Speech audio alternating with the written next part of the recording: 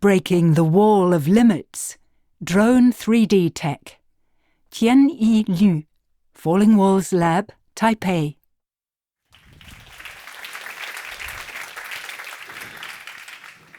As researchers, we face limited time and resources, needing an agent to deal with these time-consuming and mundane tasks so we can focus on a bigger picture.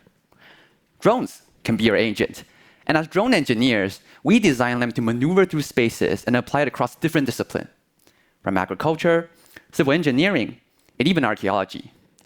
Yet we are still bound by many walls, tangible and intangible.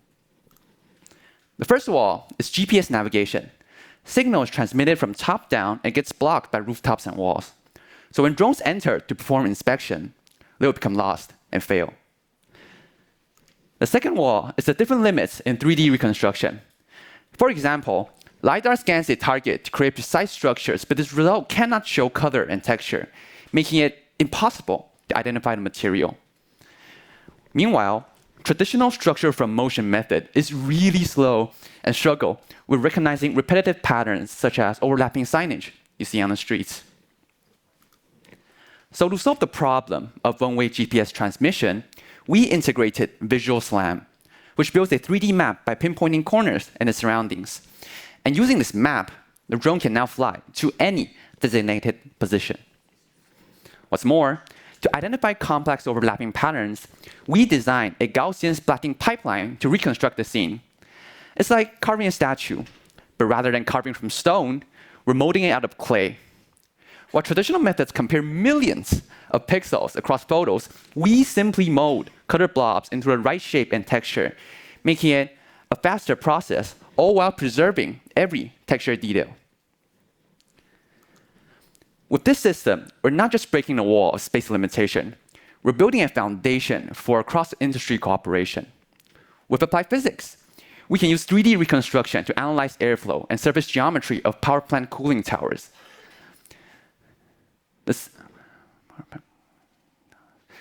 Our drones can capture the shape and allow physicists to simulate thermal efficiency and optimize energy generation.